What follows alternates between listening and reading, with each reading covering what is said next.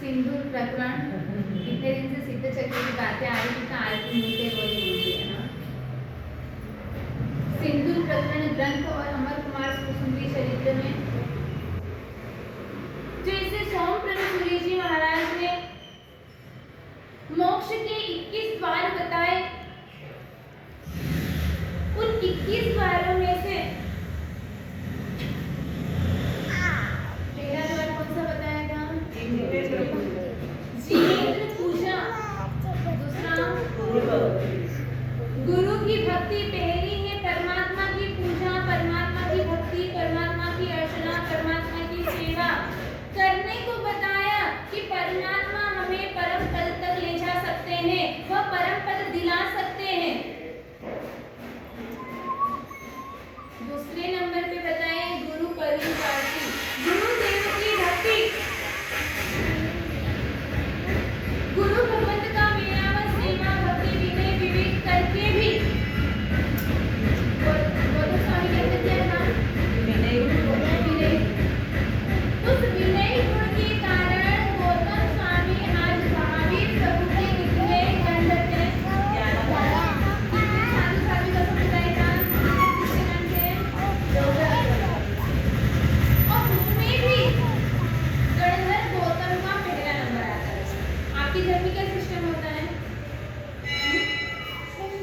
जो बड़ा होता है और अगर वो विवेकी ना हो तो होशियार तो किसका नाम लोगे? होशियार। आपके घर में 3-4 बच्चे हैं, बड़ा बेटा जरूर है, लेकिन विनय नाम के गुण को समझता नहीं है, आपकी कुछ बातें मानता नहीं है, आपके कहे अनुसार चलता नहीं है, और उसी घर में आपके ही 4 पुत्र पुत्रियों के अंदर अगर एक पुत्र भले वो बीच वाला हो या छोटा हो, वो आपके पूरा आदर बहुमान सत्कार सम्मान करता हो, तो आपके मुंह से किसका शब्द निकलेगा? क्यों? पहला नंबर तो बड़े बेटे का आता है, उसमें विनय नहीं है। अपना दिल जहाँ जाता है, अगर वो कोई व्यक्ति अपने को समर्पित होता है तो अपना दिल उस पर भी आता है। उसी तरह से यहाँ पर महादेव प्रभु के इतने गंधर्व होने के बावजूद भी गादी जरूर दी है सुधर्मा स्वामी को। अपन ये नहीं कहते कि दूसरे गंधर्व विवेकी नहीं थे, लेकिन जो विनय गुण कूट कूट कर भरा था गौतम स्वामी ने, जो उनकी सेवा थी, जो उनकी भक्ति थी, गौतम स्वामी ने प्रभु को कभी छोड़ा नहीं अकेला। हाँ? कुछ भी भले ही वो 4-4 गुण के धारक, 4-4 ज्ञान थे उनके पास, लेकिन फिर भी कुछ भी पूछना हो, सबसे पहले कुछ भी कार्य करना हो तो घंटे घंटे घंटे, हे प्रभु क्या ये मैं करूं? हर चीज का आगे रहते, कई चीज अपने को होती है वो मैं कर सकता हूँ, इसमें पूछने की क्या जरूरत है, लेकिन वो नहीं, पहले मेरे प्रभु को पूछूंगा, उसके बाद में ही कुछ करूंगा। तो ऐसे ही दूसरे नंबर पर इसीलिए परमात्मा महावीर ने, गौतम ने एक को गुरु बनाया, भगवान महावीर ने गौतम को जगत गुरु बना दिया। आज गुरु में गुरु कौन से हैं? गौतम गुरु। अगर किसी का भी नाम लेने से पहले XYZ अपन किसी भी आचार्य भगवंत को या गुरु को मानते हैं, सही बात है, लेकिन सबसे पहले गुरु का नाम में किसका लोगे आप? शुरुआत किसी चीज की करना हो तो क्या बोलोगे?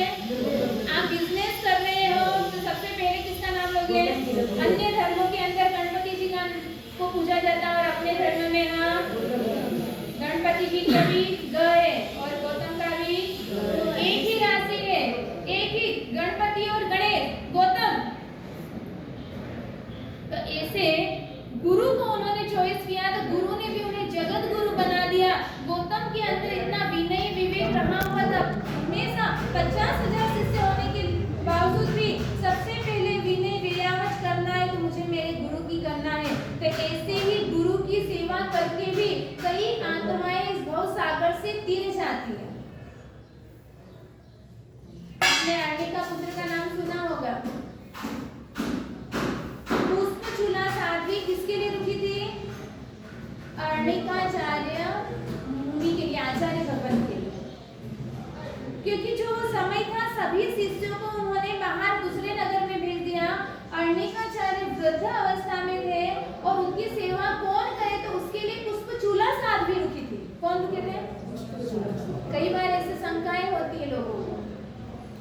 कि साधुया गोचरी ला कर देना, साधु 90% नहीं देना, लेकिन अपना व्यवहार भी, अपना विवेक भी नहीं भूलना। साधु की गोचरी साधु भगवान को नहीं चलेगी, ऐसे शौक से नहीं ले जाना। कई जगह आपको मैं कहने की उनका अपने गुरु की सेवा करने के लिए, क्योंकि वृद्धावस्था थी, आचार्य भगवत की वह जा नहीं सकते थे, इसलिए प्रतिदिन की सेवा का कार्य किसका था? देखो गुरु की सेवा करते करते भी पुष्पचूड़ा साधु को क्या हो गया? कैसे हुआ? गोचरी लेकर जैसे ही आए, अर्णिकाचार्य को लगा अरे मेरी साध्वी, और कच्चे पानी में पैर रखकर, क्योंकि बाहर तो बारिश आ रही है, कच्चे पानी में, सचित पानी में पैर रखकर मेरे लिए गोचरी लेकर आए, तो मुझे यह गोचरी नहीं चाहिए, सही है ना? और उस वक्त ठपका दिया अर्णिकाचार्य मुनि ने, पुष्पचूड़ा को ठपका दिया और कहा कि आप अपने आचारों को भूल गए, सचित पानी में आपने पैर रखा, आपके आचार कहाँ गए, आपके समाचार ही क्या है, अपने मुनि धर्म में यह नहीं चलता है। और उस वक्त पुष्पचूड़ा ने क्या कहा? आपकी कृपा से, क्या कहा? आपकी कृपा से मैंने अचित जल पर ही पैर रखा। क्या कहा? अब अपन यहाँ से जा रहे, तब तक मालूम पड़ेगा कौन सा सचित जल है, कौन सा अचित जल है? नहीं, यह केसी की दृष्टि में ही दिखता है। जैसे ही यह कहा, अर्णिकाचार्य ने कहा क्या सचित और अचित का भान है, यानी कि आपको कोई ज्ञान हुआ है? क्या कहा? गुरुदेव आपकी कृपा से। यूं नहीं बोला कि परिश्रम मैंने किया है, हाँ मेहनत मैंने की है, कर्म की निर्जरा मैंने करी है, ये नहीं था। गुरुदेव आपकी कृपा से मुझे, क्योंकि याद रखना कभी भी केवली अपने मुंह से ये नहीं कहता है कि मुझे केवल ज्ञान हुआ है, कभी भी नहीं कहने वाले, या तो देवलोक के देवताओं के द्वारा ही मालूम पड़ता है, कभी भी केवली अपने मुख से अपनी प्रशंसा नहीं करते हैं कि मुझे केवल ज्ञान हुआ। जब 4 भांजे भी अपने मामा मुनि को वंदन करने के लिए गए थे, कितने भाव विभोर हो रहे थे, दीक्षा भी दूसरों के पास मिली थी कि पहले का समय अलग था, किसी की वाणी सुनी, वैराग्य हो गया, और कुछ समय के बाद में अगर दीक्षा लेनी है, गुरु भगवंत तो आगे चली गई, कोई नए गुरु भगवंत आए, उनके साथ में दीक्षा लेकर निकल जाते हैं, क्योंकि उनको तो साधना करनी है। क्या करनी है? साधना करनी है, आराधना करनी है, अपने कर्मों के भूखे बुलाना है, यानी कि अपने कर्मों की निर्जरा करनी है, इसलिए उन्हें साधना पथ पर जाना है। भांजियों ने दीक्षा ली, कई दिनों के बाद उन्हें मन में इच्छा हुई कि हम अपने मामा मुनि को वंदन के लिए जाएं। वहां से गुरु की आज्ञा लेकर वो वंदन के लिए निकले। गांव आने वाला है, उसके पहले संध्या का समय हो गया। उन्होंने सोचा संध्या या रात्रि यहाँ पर ही विश्राम करते हैं, हम सुबह जल्दी उठकर मामा मुनि को वंदन के लिए जाएंगे। वंदन की कितनी भावना, कितने भाव विभोर हो रहे अपने मामा मुनि को वंदन करने के लिए। प्रतिक्रमण की बाद में जैसे ही मामा मुनि को भी मालूम पड़ गया कि मेरे भांजे मुनि आने वाले हैं, वो भी हर्षित हो गए, उनका दिल भी गदगद करने लगा कि मेरे भांजे मुनि आ रहे हैं। यहाँ पर प्रतिक्रमण के बाद में सुख भावों में चारों भाई चढ़ गए, हमें वंदनार्थ जाना है, हमें वंदन के लिए जाना है। और ऐसी भावना भाते भाते जो पहले तो उपासने बदले जंगलों में रुकते थे, पेड़ के नीचे ही बैठे हुए थे, और वहां पर ऐसी साधना करते करते चारों भाइयों को क्या हो गया? केवल ज्ञान।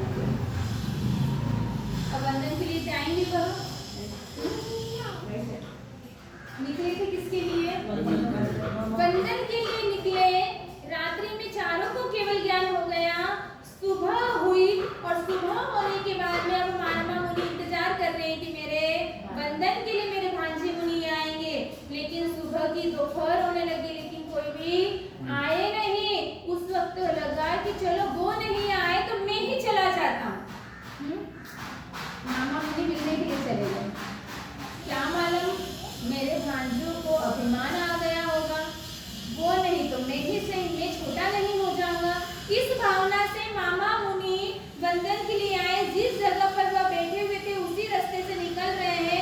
मामा ने देख लिया, लेकिन भांजो ने भी देखा, लेकिन मामा मुनि के मन में क्या विचार आ रहा? अरे मुझे इन्होंने देख लिया है, लेकिन फिर भी मुझे आगे तक लेने नहीं आ रहे। अब उस वक्त क्या हुआ उनको? उन्हें लगा कि कैसे अविवेकी है भांजे, मुझे आते देखकर भी आगे सामने लेने के लिए नहीं है। आपके घर पे कोई मेहमान आए, आपको मालूम पड़ गया फोन आ गया और आप आगे से लेने न चाहो तो क्या होगा?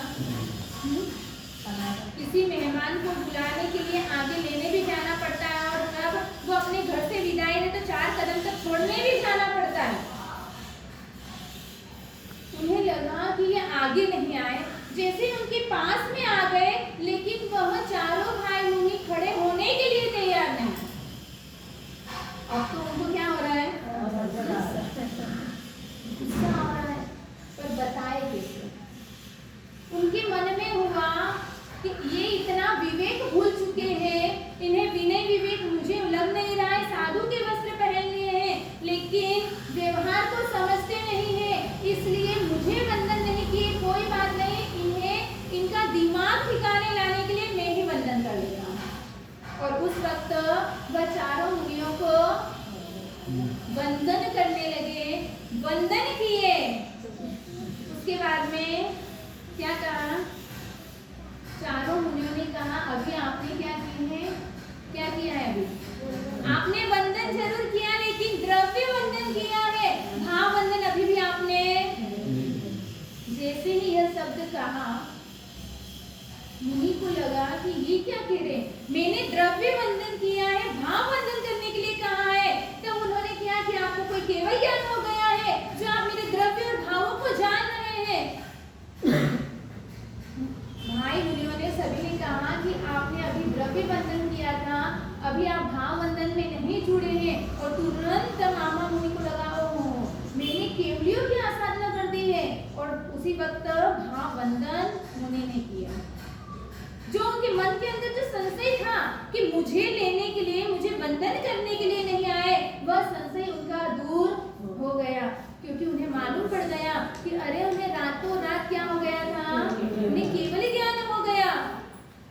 वहां पर फिर देशना स्टार्ट हुई, और देशना स्टार्ट होने के बाद में ऐसे मामा मुनि भी भावों में चढ़ गए। तो वंदन का इतना, कहते हैं वंदना पाप निकंदनारे, वंदन के अंदर इतनी ताकत है, इतनी ताकत है कि अपने ऐसे कर्मों को वह चकनाचूर कर देते हैं। जितने भी गाढ़ पाप भी बंधे हुए हैं, वंदन करने से वह सारे पाप दूर हो जाते हैं। और ऐसी वंदना करने से श्री कृष्ण महाराजा को भी 4 नारकी टूट गई थी। वंदना करने से ऐसे मामा मुनि को जो भी उनकी भी कर्म निर्जरा होने लगी। तो ऐसे ही गुरु भगवंत की कई कहते हैं कि अगर बड़ा ग्रुप हो तो किस किस को वंदन करें, सही है ना? अभी चलो हम तो यहाँ पे 2 ही हैं, दोनों को कर लेते हो। कभी बड़े बड़े ग्रुप में भी जाना होता होगा, उस वक्त आप क्या करते हो? बड़े बड़े एक तो महाराज साहब जी को वंदन कर लेते हैं। उसके बाद सुख शांता भी कैसे पूछते हो? बड़ा हो लो, बड़े महाराज साहब जी बैठे हो, और फिर साटा में क्या करते हो? यही करते हो ना? शॉर्ट करता, हाँ बस सुख शांता। अरे वंदन करो, कई जगह हम नियम देते हैं कि कितने आप वंदन करो। घर पे भगवान हो, गुरु महाराज का फोटो, वो वंदन नहीं करा जाएगा। मंदिर में आओ, सबसे पहला नंबर है उपासना में आकर गुरु भगवंत को वंदन करना। और वो भी वंदना कैसे होनी चाहिए? अपनी एक भी वंदना आप शुद्ध करते हैं दिन की, ये देखो बैठे बैठे, हाँ अपना वंदन कैसे होता है?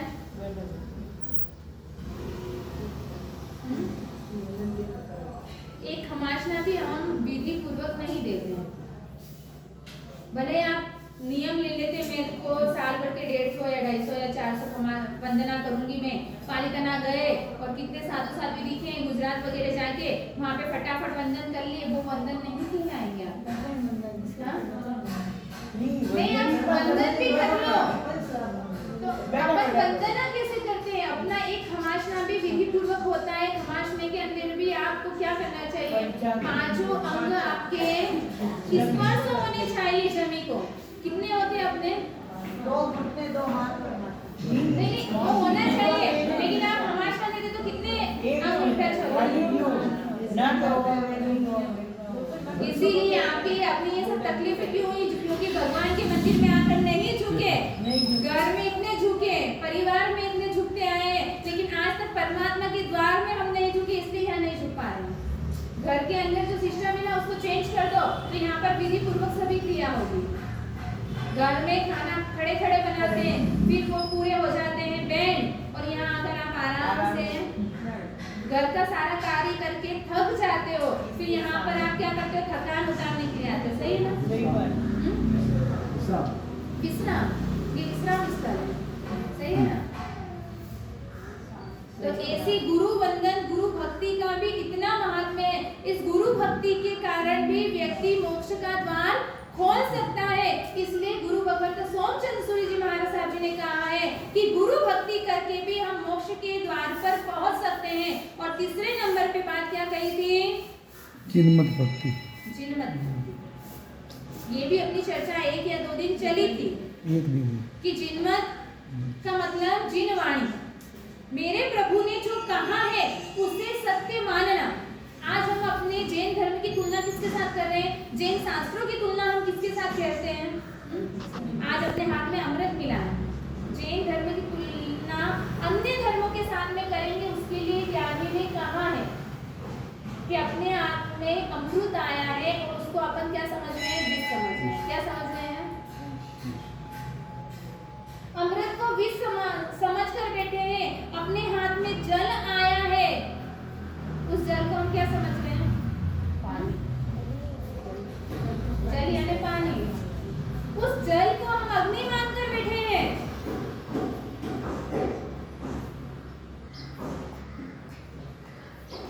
और इसलिए वो ज्ञानी कह रहे हैं कि हम अमृत को, जल को, इन सभी चीजों को उल्टा समझ कर बैठे हैं। इसलिए मनुष्य के अवतार में भी हमें जिनमत मिलने के बाद में भी हमारा मूर्ख की गिनती, हमारी गिनती मूर्खों के अंदर आती है। कहते हैं ना कि गधा चंदन का भार वहन करता है।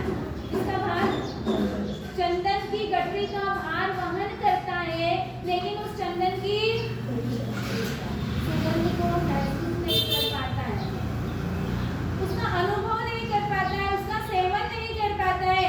उसी तरीके से आज हमें जिनमत मिल गया है, लेकिन उसका रसपान आज हम उस चीज से वंचित हो रहे हैं। और कह रहे हैं अपने पंडित महाजन, पंडित वर्ग कहता है, ज्ञानी जन कह रहे हैं कि जिसको जिनमत मिल गया है लेकिन जो उसका पान नहीं कर रहे हैं, उसके करने के लिए यानी कि कान व्यर्थ करेगा। उसको कान मिलते हुए भी उसके कान नहीं है। अगर कर्ण की महिमा को जानना है तो उस कर्ण को किसमें लगाना है? कर्णेंद्रिय को जिन वाणी के श्रवण के लिए। लेकिन यह क्या बना रहेगा आपका? जब तक आपने जिन वाणी का श्रवण नहीं किया, जब तक अपना ये कर्णेंद्रिय जो मिली हुई है, ये किसके समान है?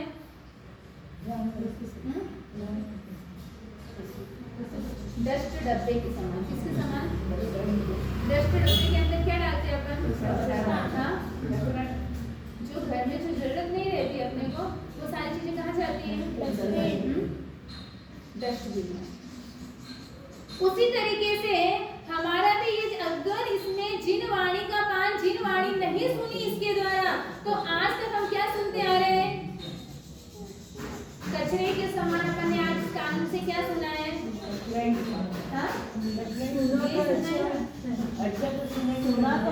सुना है तो रत्नों की पेटी बताई है इन्हें।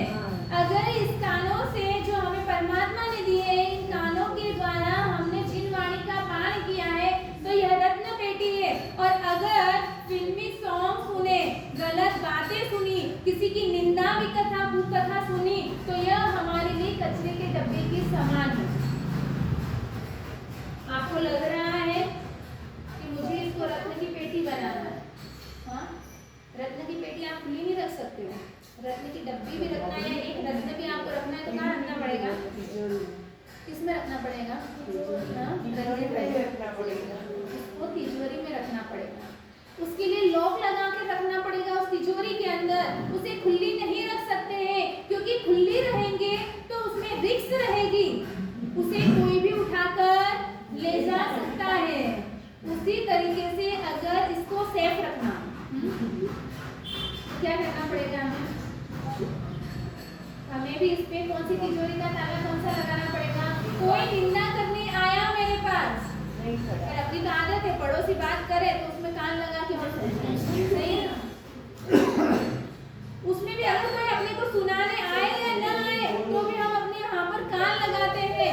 अरे कोई सामने से भी आपके पास में कोई निंदा करने आ जाए, कोई कुछ कहने आ जाए, किसी की बात चुगली करे तो वहाँ पे कह देना कि यहाँ पर लॉक लगा हुआ है। क्या लगा हुआ है, क्या लगा हुआ है, यहाँ पर लॉक लगा हुआ है। इतना बोल सकते हैं आप? आपको तो इंटरेस्ट है क्या बात करने के लिए, और अगर वो नहीं बोलेगी ना तो उसको और उंगली डाल डाल के बुलवाओगे, क्या हुआ था फिर, खास नहीं है ना। अरे अपनी आदत क्या है, जब तक बात पूरी मालूम नहीं पड़ेगी उसको कह के अगर वो बात बंद भी करे उसको लगेगा अरे मेरे फालतू में बात छेड़ी, अब चुप हो जाती हूँ, अब बात मुझे नहीं करना, लेडीज है तो मेरा नाम ले लेगी, फालतू में मैं फंस जाऊंगी। अगर वो चुप हो जाएगी ना तो आप उसको जान करके फोर्स कर करके अरे बता तो सही, मैं कोई इधर उधर थोड़ी ना कहने वाली हूँ, मेरे पास बात गई है इसका मतलब कहीं पे भी नहीं जाएगी, तो मुझे बात तो बताएगी कि इससे उसको उत्साह दे, और उत्साह के अपने को भी सुनने में इतना आनंद आता है। भगवान ने यह इंद्रियां दी उसका सही उपयोग करने के लिए दी है। कानों से अच्छा सुनो, मुंह से अच्छा बोलो, आंखों से अच्छा देखो, नाक से अच्छा सूंघो, महसूस करना, सूंघो। अगर दुर्गंध कहीं पर आ रही है तो अपन क्या कर देंगे, वहाँ पर भी अपने को आनंद ही आना चाहिए, वहाँ नाक बंद नहीं करना अपने को। हाँ, बाहर की गंदगी दिखती है, अंदर की गंदगी अपने को लग रही है नहीं। अरे दुर्गंध कहीं है, बदबू आ रही है तो हमारे अंदर से ही निकली। अगर दुनिया के अंदर गंदगी नहीं थी, करने वाले भी हम ही थे। कौन थे? आज हर गांव के बाहर कचरा पट्टी है, ऐसा खराब उखेड़ा रहता है, तो वो करने वाला कौन है? इंसान ही है। जानवर तो वो सफाई करते हैं, अपन क्या करते हैं उसके लिए? और जो गंदगी हमने करी है उसी गंदगी से हमें दुर्गंध आती है। अरे अच्छा है तो भी क्या हो गया, खराब है तो क्या हो गया, ये तो प्रकृति है। उस वक्त हमें भाव बिगड़ने नहीं चाहिए। कान से अच्छा सुनो, आंखों से अच्छा देखो, नाक से भी अच्छा सूंघो, बिना फालतू की चीजें भी नहीं सुना, मुख से अच्छा बोलो, और जीभ से अच्छा खाओ, है ना, रोज ही मान सही है ना, बोलो अच्छा बोलो। जीवा मिली है मीठा बोलने के लिए, वो जितनी कोमल है ना, दांत कड़क है, वो तोड़ने का काम करता है, और जीवा बोलने का जोड़ने का काम करती है और तोड़ने का भी काम करती है। जितना काम दांत नहीं करेगा उतना काम जीवा करती है। जीवा जितनी कोमल है उतनी ही हमारी मिठास में भी, हमारी वाणी के अंदर भी उतनी कोमलता होनी चाहिए, उतनी मिठास होनी चाहिए। ऐसा लगना चाहिए आपकी वाणी में मिश्री घोल रखा हो। क्या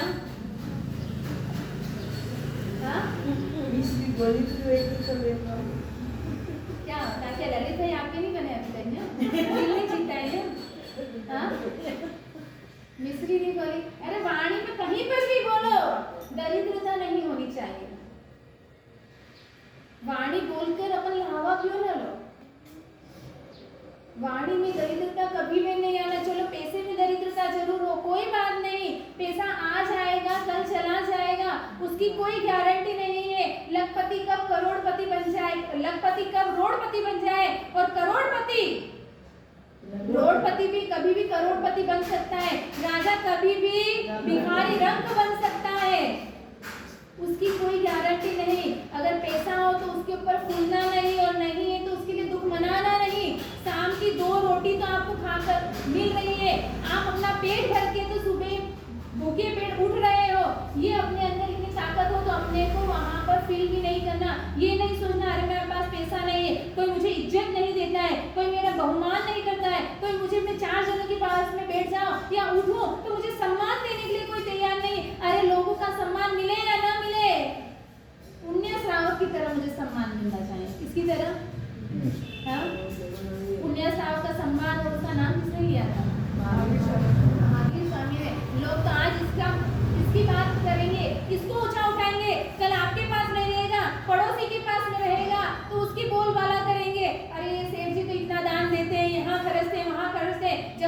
में भी कुछ नहीं रहेगा तो वो तीसरे को पकड़ेगा, तीसरे को माला पहनाएगा, तिलक करेगा, उसकी जय जयकार बोलेगा।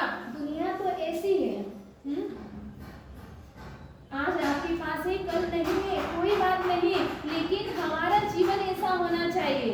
पैसा नहीं है, कोई बात नहीं, आप दान नहीं कर सकते, कोई बात नहीं, लेकिन भावना तो शुद्ध भा सकते हैं। कहीं आपके घर पे कोई साधर्मिक आ जाए तो भले उसको 2 लुक्खी रोटी खिला दें, तो वो साधर्मिक भी खुश होकर जाएगा। और करोड़पति के घर पे आपको 5 पकवान भी मिल गए, लेकिन वहाँ पर वो सम्मान नहीं मिला, उसको बहुमान नहीं मिला, तो वह उसके लिए क्या हो जाएगा? जीरो हो जाएगा। यहाँ पर अपनी बात यही चल रही है कि जिन वाणी का सम्मान भी वैसे ही करना है। जिन वाणी का अपमान किया तो भविष्य में हमें जिन वाणी सुनने के लिए नहीं मिलेगी, न भूतो न भविष्यति। जिन वाणी का जिसने पान किया है हमेशा वह ऊर्ध्व गति यानी उसका प्रोग्रेस ही हुआ। जैसे ही अर्जुन वाली को मालूम पड़ा, जिन मत पर श्रद्धा है, जिन वाणी को सुना, किसके मुख से? सबसे पहले किसके मुख से सुना? सुदर्शन सेठ के मुख से। मेन जगाने वाला भगवान महावीर तो बाद में आए थे। भगवान महावीर के पास बाद में गए थे। सबसे पहले अगर समागम हुआ था, उसका सहयोग हुआ था, तो सुदर्शन सेठ से हुआ। सुदर्शन सेठ ने कहा मैं महावीर प्रभु के दर्शन के लिए, उनकी देशना सुनने के लिए जा रहा हूँ। अरे जो श्रावक इतना चुस्त है, जिसे जिन मत पर इतनी श्रद्धा है, जो दृढ़ है, अगर वो श्रावक इतना श्रद्धावान है, उसके अंदर इतनी ताकत है, इतनी पावर है, किसने मुझे हरा दिया, तो उसके गुरु कैसे होंगे, उनकी वाणी कैसी होगी, उनकी वाणी का प्रभाव कितना होगा। तुरंत वह समूह शरण में गए सुदर्शन से अर्जुन माली, और तुरंत अर्जुन माली ने तो क्या कर दिया? सुदर्शन सेठ इतने सालों से क्या कर रहे थे? जिन वाणी का पान कर रहे थे। सुदर्शन सेठ इतने समय से देशना सुनते आए, लेकिन अभी तक उनके मन में ये नहीं आया होगा कि मैं आज दीक्षा ले लूं। लेकिन जैसे ही अर्जुन वाली ने पहली बार फर्स्ट बार ही परमात्मा की वाणी सुनी, मंत्रमुग्ध हो गया, पागल सा हो गया। मुझे चाहिए तो अभी का भी मुझे क्या चाहिए? यह बेस चाहिए। परमात्मा की वाणी रोजाना सुनो, यह मुख्यता नहीं है। उस वाणी को अपने अंतर मन में उतारो, वह मुख्यता है। भले एक बार सुनो, एक चीज सुनो, पर क्या सुनना? उसे अंदर उतारने की कोशिश करो, उसके ऊपर श्रद्धा जगाओ। भगवान अपने लिए मंगल रूप है, मानते हो ना? भगवान की कोई भी कार्य अच्छा करना हो तो आप क्या करते हो? परमात्मा के दर्शन करके। अगर आपको कहीं ट्रैवलिंग पे भी जाना हो तो सबसे पहले आप क्या करते हो? भगवान मंदिर खुला है, चल भगवान के दर्शन करके फिर निकलना। गुरु भगवंत है, गुरु भगवंत की गुरु वंदना करके मांगलिक सुनकर अपन निकलते हैं। भगवान को मंगल रूप माना है, गुरुदेव को मंगल रूप माना है, लेकिन जिन वाणी को आपने मंगल रूप कभी माना है? आपको कहीं जाना होगा ना, यहाँ प्रवचन चल रहा है, तो आप क्या करोगे? क्या करोगे? आपको वहाँ पे लगेगा नहीं ये जिन वाणी मेरे लिए मंगल रूप है। अरे अगर कोई ट्रेन भी टाइम है तो वह भी उस दिन आपके लिए ठहर जाएगी, थोड़ा लेट हो जाएगा। हाँ, अगर उसका बहुमान होता हो तो आपको वो मंगल रूप लग रही हो, इतनी श्रद्धा है आपके अंदर कि नहीं जिन वाणी में अधूरी सुनकर कैसे जाऊं, ये भी बहुमान है। अगर इसका बहुमान नहीं किया तो भविष्य में अपने को सुनने को नहीं मिलेगी।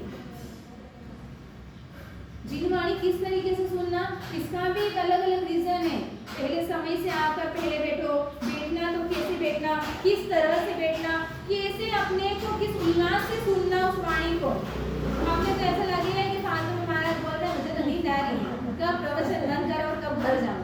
हाँ, अपने को इतना ही लेना देना। अगर आप बिजनेस कर रहे हो तो आपको परमात्मा की वाणी कितनी मंगलमय लगती है।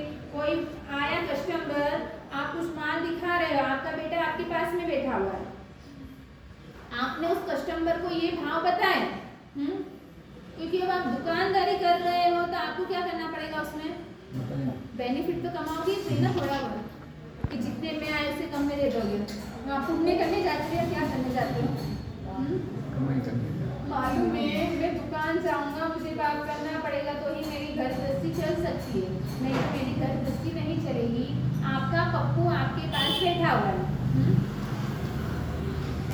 पिताजी कस्टमर को उस ग्राहक को भाव बता रहे हैं, तोल कर देने की तैयारी कर रहे हैं। उसी बीच में जैसे ही आपने भाव बताया है, आपका पप्पू जो है, आपका बेटा है, वह कह रहा है पिताजी आपको मालूम है आज गुरुदेव ने जिन वाणी के अंदर बताया था कि व्यापार न्याय और नीति से करना चाहिए। अब आप उसको क्या समझोगे? हाँ? उसको मंगल रूप लग रहा है आपको? वो मेरे परमात्मा की वाणी है। यहाँ पर वो आपको सतर्क कर रहा है। क्या कर रहा है?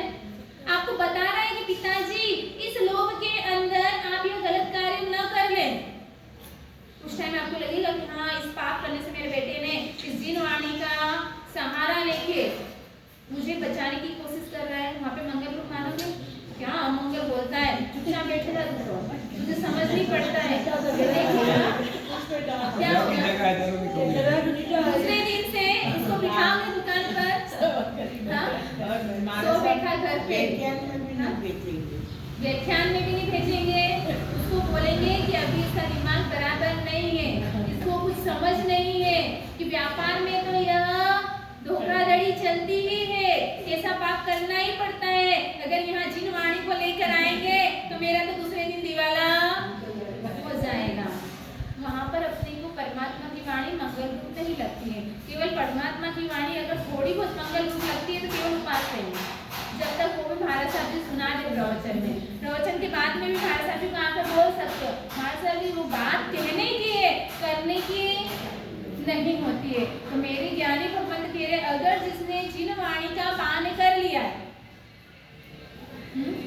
जिसने जिन वाणी को रग रग में बसा लिया, क्योंकि हमारा पहले वस्तुपाल तेजपाल जैसे भी अगर सबसे पहले कोई चीज मांगते थे तो वो शास्त्र अभ्यास मांगते थे। क्या मांगते थे? परमात्मा से प्रार्थना करते थे तो वो शास्त्रों का अभ्यास मांगते थे। उनको किसी चीज की जरूरत नहीं होती थी। कुमारपाल, जिससे कुमारपाल भी 18 देश के राजा थे, उन्होंने कभी ये नहीं मांगा कि मुझे 19वें देश का राजा बना दो। उन्होंने हमेशा परमात्मा से प्रार्थना करी। तो किसकी प्रार्थना करी है? हमेशा मुझे जिन मत मिले, मुझे मेरे परमात्मा मिले, जिन वाणी मिले। उनको इतनी श्रद्धा थी।